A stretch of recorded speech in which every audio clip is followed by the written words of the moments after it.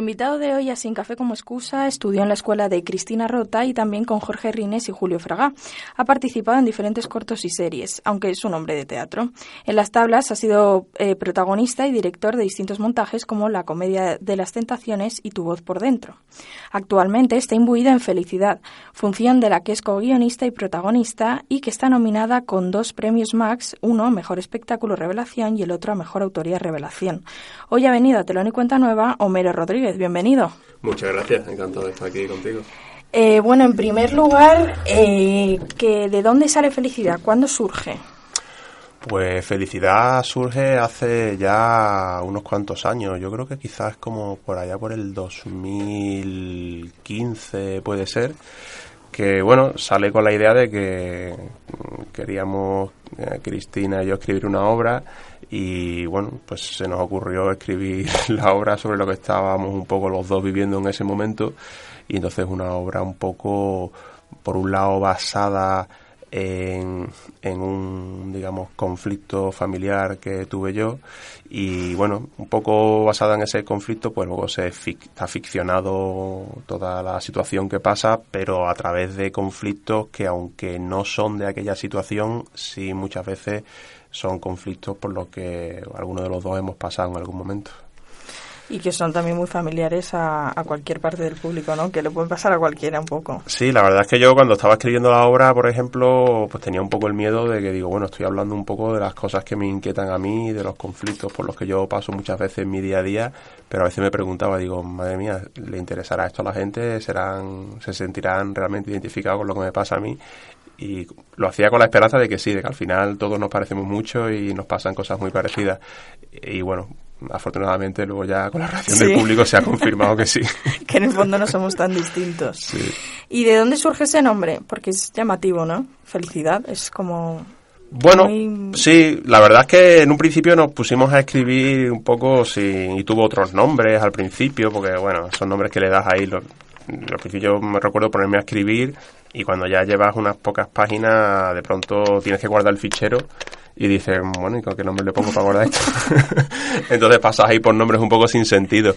Pero cuando ya la obra empezaba a tomar cuerpo y un poco empezábamos a decidir realmente de qué queríamos que fuera el tema de fondo de la obra, nos dimos cuenta que casi que sin haberlo premeditado, pero al final estábamos hablando un poco de la felicidad y de la búsqueda de la felicidad, que al final no deja de ser un poco en lo que creo que estamos todos metidos el fin en la último. vida. Sí. Y que yo creo que es un poco una comedia del siglo XXI, ¿no? Tratáis temas que están, bueno, en la calle, por supuesto, y en el día a día, que es maternidad, conciliación, trabajos precarios, machismo, pero todo con un toque de humor. Sí, la verdad es que, hombre, yo por un lado mi intención al escribirlo era que el hilo conductor, como te decía antes, fueran los conflictos por los que yo mismo paso en mi vida, pero por otro lado siempre intentando que tuviera todo el humor y toda la comedia posible. Y dentro de eso, luego en los ensayos cuando estábamos montando también había, digamos que bastante cancha y holgura para que improvisáramos y metiéramos cosas, y siempre estábamos intentando que lo que se metiera fuera humor y comedia. Y encima después también pasó que hay situaciones que no pretendían ser cómicas, pero que después el público las percibe muy cómicas. No sé si por patéticas acaban siendo cómicas o... Bueno, muchas veces las situaciones tensas vistas desde fuera, ¿no? Cuando no estás en ellas. Sí, y situaciones que a lo mejor son de tu vida, cuando tú las vives, incluso cuando yo las estoy interpretando en la obra, para nada estoy pensando que estoy haciendo, me está pasando nada gracioso, y sin embargo, visto desde fuera para el público, sí es gracioso. Sí. Esto es lo que tiene. Al principio de la función todos los personajes os repetís prácticamente como un mantra: esto no es como me lo había imaginado, esto es raro, ¿no? Esto no me lo imaginaba que fuese así. Y mencionáis a Friends y este tipo de series y películas. ¿Crees que han hecho mucho daño en aquello de alcanzar así todo que es como muy idílico, que al final nos venden una cosa que siempre anhelamos, pero en realidad existe, no existe? Hombre, Sí, no sé si las series han hecho daño o también un poco es simplemente los tiempos que nos han tocado vivir y la cultura en la que vivimos hoy en día. A mí me da la sensación que quizás en generaciones anteriores tenían quizás la vida más complicada, la vida era más difícil que para nosotros, entonces lo que estaban pensando era un poco en, no sé, en cosas más básicas. Sobrevivir. Claro, aunque hoy en día no digo que la vida sea fácil, pero quizás tenemos más libertad en cierta manera para decidir sobre nuestras vidas y bueno, esa libertad también conlleva más responsabilidad y por otro lado, lo del tema de la cultura, siempre un poco como que estamos educados aquí a que todos tenemos que ser el número uno, a que todos tenemos que triunfar, a que todos tenemos que... Y obviamente todos no podemos triunfar, porque un poco la base del triunfo es que lo consiguen unos pocos, ¿no? Por definición, diríamos. Entonces, sí, hay un cierto, creo yo, que desengaño y tal, y después hay series como Friends que por un lado creo que juegan también con eso, o sea, nos quieren mostrar un poco algunos protagonistas que están también un poco impulsados por ese anhelo de esa felicidad completa, utópica, pero que luego en la serie se van enfrentando a sus dificultades cotidianas. Y sí, a mí me pasaba un poco, además esa frase que está puesta ahí en la obra, a mí me pasaba un poco. Yo veía Friends y me lo pasaba muy guay, me reía mucho, pero cuando salían los títulos de crédito decía, ostras, ahora de vuelta a mi vida. Que no. Porque Friends, a pesar de que pretende jugar con la canción de entrada, habla un poco de eso, ¿no? De la vida no es como esperabas, tal. Sin embargo, cuando ves un capítulo de Friends, es todo maravilloso, ¿no? Son todos guapísimos, le pasan cosas súper chulas, están constantemente ligando, tienen que elegir una novia, otra. Digo, madre mía, ya quisiera yo esos problemas para mí. Un poco, sí. Y yo creo que también la obra relata un poco la vida cuando se sale de las pautas, ¿no? Y hasta una edad todos estamos muy pautados, tenemos más o menos claro lo que tenemos que hacer, pero llega un momento en que dices, ¿y ahora? ¿Hacia dónde? Claro, sí, esto enlaza un poco con lo que estaba diciendo antes, ¿no? Que también, por un lado, estos tiempos que corren, digamos, nos dan más libertad, pero sí que es verdad que hasta cierta edad parece como que hay ciertas cosas que uno debería de hacer, ¿no? Estudiar, patatín, patatón, pero llega un momento en la vida en que, bueno, a mí me pasó, por ejemplo, que llega un momento que a lo mejor ya has acabado tu fase de estudio, estás empezando a trabajar y dices, ostras... O sea, cuando estás un poco, eres más joven, sabes que hay fases que van a venir y que vas a ir quemando y que vas a pasar a nuevas fases. Pero hay un momento, ya cuando te acercas a los 30, que dices, bueno, esta fase igual ya puede alargarse hasta los 65 o quizás más. Sí, a este paso. Sí. Y queda un final, yo creo que un poco medio abierto. Es curioso cómo termináis, ¿no? Que queda ahí como... Yo creo que había un poco de confusión en el final, no hagamos ningún spoiler. Pero queda semiabierto a muchas interpretaciones, yo creo. Sí, el montaje que ha hecho Chris desde la dirección lo deja bastante abierto y, claro, sí, es que además pasan varias cosas, creo yo. Una que a mí, por ejemplo, otras veces que he ido a entrevistas y tal, y a lo mejor estás interpretando una obra sobre un tema, y en este caso encima lo hemos escrito nosotros, realmente nosotros somos actores y escribimos, pero yo no me considero que sepa más de la vida ni de ninguno de estos temas de los que estamos hablando que nadie. Entonces realmente al final en la obra respuestas no podemos dar, ni podemos decir... Sí, es mucha responsabilidad.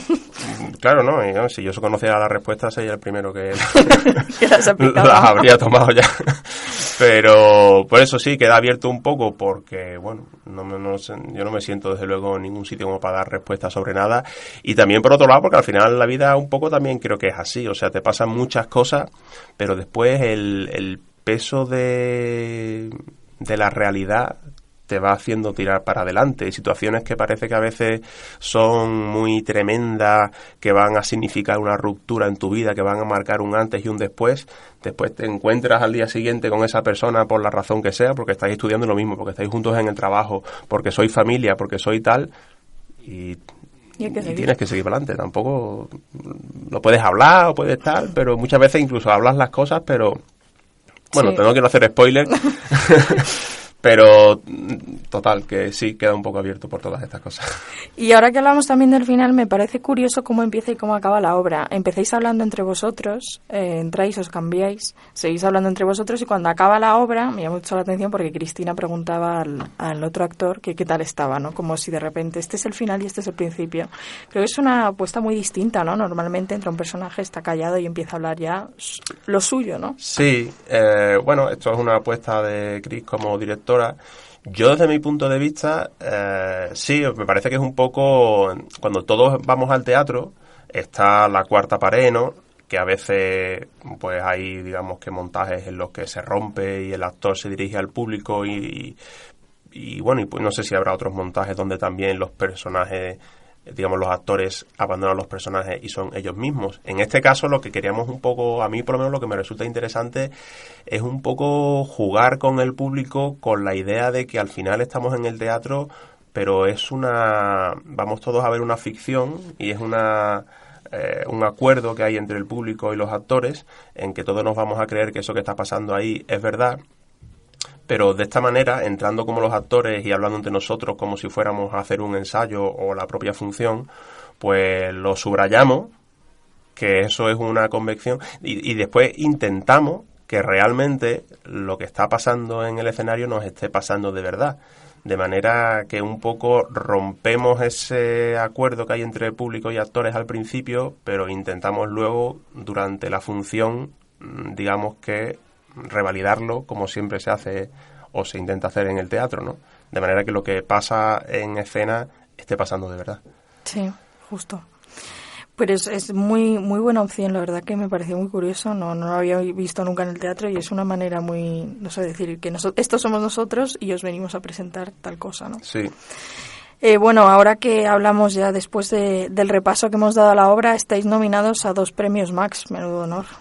Sí, la verdad es que muy guay. Bueno, la verdad es que estoy un poco confuso porque esto de los Max ahora mismo está en una fase en que no sé si es nominación o se llama candidatura o ahí creo que en el de espectáculo Revelación hay 17 espectáculos, nosotros somos uno de esos 17, ahora creo que se pasa una segunda fase en la que se quedan menos y tal. Pero sí, la verdad es que está súper guay, está ya ahí entre esos, no sé si se llaman nominados o candidatos o como candidatos. Sea. Pero está muy guay, sí, sobre todo cuando uno empieza, bueno, yo al menos en mi caso, cuando empezamos con este proyecto, desde luego que no empiezas pensando en que vayas a conseguir nada, estás un poco siempre una pequeña, como siempre es el teatro, una huida hacia adelante, ¿no? Estás escribiendo algo porque quieres, porque te mueve y porque quieres estar en el escenario y contarlo. Y, hombre, cuando llegan este tipo de cosas, pues es una alegría infinita. Claro, porque exactamente, además de ser mejor espectáculo de revelación, también tenéis mejor autoría. Claro, sí, que también nos llama la atención, porque nosotros nos consideramos principalmente actores y escribimos un poco porque, digamos, nos apetece hablar de nosotros y nos apetece... también yo como actor vas desarrollando una cierta inquietud, ¿no? Sobre lo que un texto te ayuda, no te ayuda. Entonces escribir era un poco la oportunidad de, por un lado, hablar de lo que a nosotros nos apetecía y por otro lado también darnos todas las herramientas que a veces te gusta tener en un texto. Hombre, yo creo que ya habéis roto un poco la veda, ¿no? Ya a partir de ahora os supongo que replantearéis seguir escribiendo, espero. Sí, totalmente. Hombre, también reconozco que escribir también forma parte de un poco de esa misma huida hacia adelante que te decía, porque el teatro, bueno, supongo que ya sabrás que es un mundo muy complicado y entonces también como compañía llega un momento en que escribir tus textos no deja de ser también una necesidad para poder seguir adelante. Esa necesidad la seguimos teniendo, con lo cual nos vemos obligados a seguir escribiendo, pero es verdad que, hombre, el hecho de que Felicidad esté yendo tan bien, que esté gustando, que tengamos esas candidaturas, ahora también estamos en conversaciones un poco a ver si se publica el texto, y son cosas que, bueno, sí, te van un poco animando, ¿no? Y un poco te reconfortan y te dan... te hacen tener confianza en ti mismo, la verdad. Ahora que hablabas del mundo del teatro, tú formas parte de una compañía de la que eres cofundador desde 2008, que se llama Tenemos Gato. El teatro, yo creo que el mundo entre bambalinas es, bueno, el riesgo es hoy y lo ha sido siempre, ¿no? Pero es muy difícil vivir de esto o conseguir mantenerse. Sí, es dificilísimo, vamos. Y nosotros, yo a veces me encuentro con compañeros y tal y nos dicen, oye, que bien, que estáis haciendo un montón de cosas, que no sé qué. Y bueno, y ellos lo saben exactamente igual que yo, no hace falta que yo se lo explique, pero muchas veces eso, hay una sensación, como por ejemplo ahora con felicidad, ¿no? De que nos está yendo entre comillas bien y que está todo, estamos felices, valga la redundancia. Pero económicamente es muy complicado y a día de hoy no conseguimos vivir desde luego del teatro y siempre lo haces un poco con la esperanza en el horizonte de que te fuera en algún momento lo suficientemente bien como para vivir de eso, pero también simplemente porque es que te apetece hacerlo, quieres hacerlo y bueno, y es que tienes que hacer cosas. O sea, sí. No te queda otra. ¿Y cómo ves el teatro desde fuera? Porque yo creo que vuestra obra invita mucho a ciertas generaciones a ir al teatro. Yo creo las generaciones justo que están más alejadas. ¿Qué crees que falta para que los más jóvenes pues nos acerquemos? O quiero decir, para que se consiga que la media de edad baje un poco, yo diría de los 45 para abajo, porque vas a una obra y... Hombre, yo creo que necesitamos, por un lado, el público yo creo que necesita que lo que esté pasando en el escenario a los actores les esté pasando de verdad. Creo que eso es un elemento que cautiva la atención del público. Por otro lado, necesitamos que los conflictos que le pasan a los personajes les toque al público, ¿no? A mí me encanta el teatro, por ejemplo, el teatro clásico y me gusta los textos, me parece maravilloso y creo que hay que respetarlo, pero de alguna manera, por ejemplo, esos textos a veces a mí como espectador se me quedan un poco lejos y a veces incluso el estilo en el que se suele hacer el teatro clásico me lo convierte un poco en algún espectáculo a veces un poco difícil de ver. Entonces yo creo que, pues bueno, como están pasando en otros ámbitos, ¿no? El cine, la tele, que las cosas cambian y se acercan al público, pues en el teatro creo que también necesitamos pues llegar al público y creo que para llegar al público tenemos que contar pues eso, historias más cercanas, conflictos con los que se identifiquen y que les pasen a ellos también y de una manera como se cuenta hoy en día, ¿no? O sea, cuando la gente está viendo tele y cine y cosas hechas en ese código, a veces luego pasar a un código teatral que sea distinto nos es difícil. Sí, porque no estamos muy acostumbrados tampoco. Claro, sí.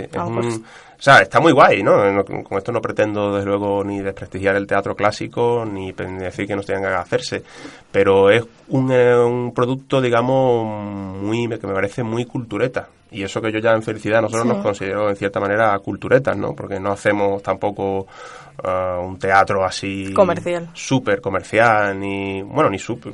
¿Qué súper? No hacemos un teatro, como tú has dicho, no hacemos un teatro comercial a secas. Intentamos... Bueno, también hacemos el teatro que nos sale, ¿no? A veces hay gente que me dice, oye, ¿por qué hacéis este teatro? Y digo, ya quisiera saber yo por qué. O sea, el que nos ha salido, ¿no? Es un poco como si estornudas y te preguntaran, oye, ¿por qué estornudas así? Sí, totalmente. Bueno, ¿qué fechas y hasta cuándo estáis? Que estáis en los teatros Luchana, ¿no? Sí, estamos en los teatros Luchana los sábados a las 8 de la tarde, no sé si algún sábado es 8 menos cuarto, hasta pues todos los fines de semana, desde ahora hasta final de mayo. O sea, no me sé las fechas de memoria exactamente, pero me parece que únicamente el último sábado de mayo es el que no estamos. Bueno, un mes, vaya. Sí, un mes y estamos también, bueno, con ideas y planes de luego retomarlo después del verano. Muy bien, bueno, entonces le queda mucha vida a la Felicidad. Y antes de que te vayas, lo siento, pero no puedes huir de esta pregunta. ¿Qué es la felicidad? Ya te he dicho antes que no tengo respuestas. ¿Para ti qué es la felicidad?